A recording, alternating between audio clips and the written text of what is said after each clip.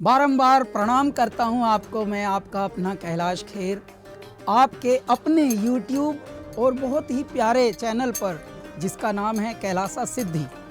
आज विशेषता ये है कि बहुत सारे एपिसोड्स हम कर चुके हैं और आप लोगों का आशीर्वाद और प्यार और मोटिवेशन जिसको हम कहेंगे, मनोबल हमारा बहुत आप बढ़ा रहे हैं। बहुत अच्छे फीडबैक भी आ रहे हैं, कमेंट्स भी अच्छे आ रहे हैं। क्यों? क्योंकि हमारा आइडिया ये है कि हम इंफॉर्मेशन शेयर करें। आज जिस ज्योतिर्लिंग की हम बात करेंगे वो है वैद्यनाथ धाम। रावण दर्प विनाशन लिंगम तत्प्रणमामि सदा शिवलिंगम।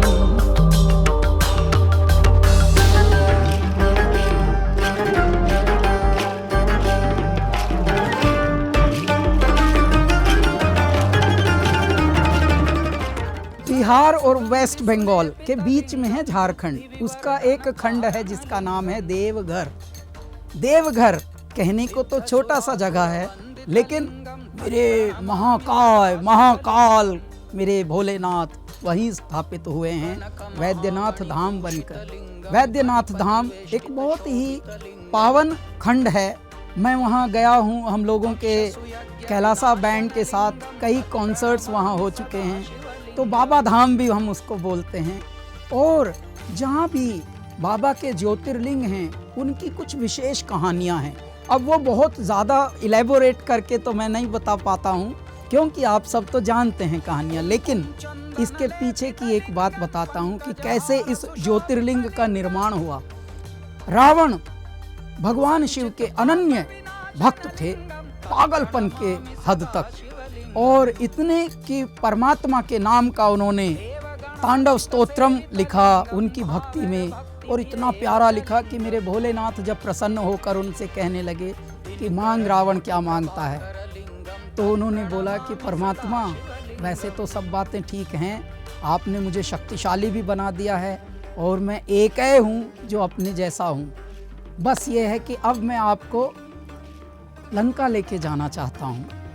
तो जब वो परमात्मा ने कहा कि देख भाई, लंका तो ठीक है लेके जा तू, भगवान ने अपना एक ज्योतिर्लिंग स्थापित करने के लिए उसके हाथ में दिया और बोला कि इसकी एक ही शर्त है, बस जब तू जा रहा है तो मार्ग में कहीं भी अगर तूने ये धरती पर रख दिया तो वहीं स्थापित हो जाने के लिए ही बना है। तो ऐसे में रावण को, क्योंकि थोड़ा अहंकार था, उसको लगा अरे ये तो कुछ बात ही नहीं है, मैं तो यहीं से चलूँगा और अपने विमान से, अपने पुष्पक विमान से ऐसे ले जाऊँगा लंका तक कि पता भी नहीं चलेगा। ऐसे में माँ पार्वती और देवलोक में थोड़ा हलचल हुई। माँ पार्वती तक संदेशा पहुँचा तो उनको लगा अरे ये तो अनर्थ हो जाएगा यदि ये शिवलिंग वहाँ लेके जाएंगे और परप्रांत में स्थापित होंगे। तो भगवान गणपति ने कहा माँ चिंता की कोई बात नहीं है, मैं कुछ विकल्प मेरे पास है इसका। और भगवान गणपति बैजू बनकर आए और रावण को रास्ते में बोला भाई प्यास लगी है का, ले थोड़ा पानी पी ले।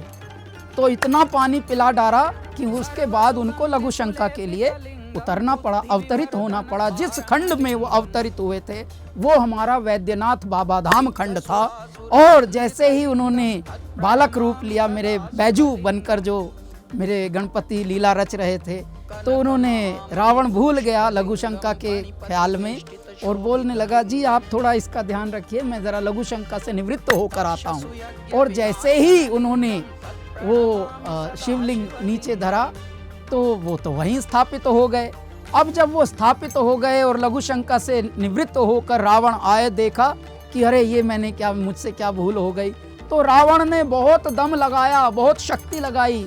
आज भी उस ज्योतिर्लिंग पर, वैद्यनाथ धाम पर, उन हाथों के निशान हैं जिसमें उसने अपनी शक्ति लगाई, लेकिन बाबा हिले ही नहीं। बाबा को आसान नहीं होता हिलाना भी। और देवगढ़ में जिस प्रकार से गणपति बैजू बनकर, बैजू ये एक अपभ्रंश है वैद्य का, वैद्य बनकर ही उन्होंने रावण को पानी ऑफर किया था। और उससे हमें क्या संदेशा मिलता है कि मेरे महादेव जो हैं वो एक वैद्य के रूप में भी हैं। कैसे?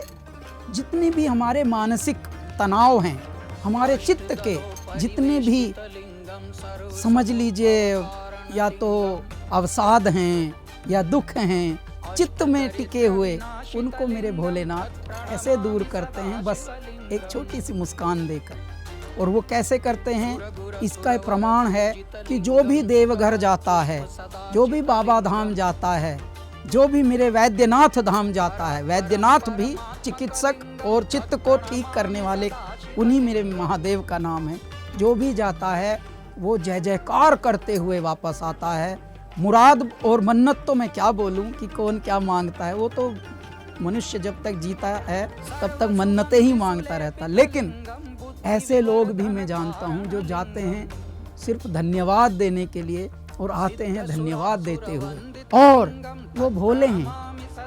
देखिए उनका विनम्रता का पर्याय है, वो विनम्रता का प्रतिबिंब है मेरे महादेव। इसलिए वैद्यनाथ ज्योतिर्लिंग में ये भी संदेशा जाता है कि भैया आप भले भक्त हों, लेकिन परमात्मा तो सबके हैं, सिर्फ आपके नहीं। यदि आप अहंकार में चूर होकर और ये सोचें कि नहीं अब तो हमरे ही हैं, हमें अपने यहाँ पे स्थापित कर लें, इस तरह से होता नहीं।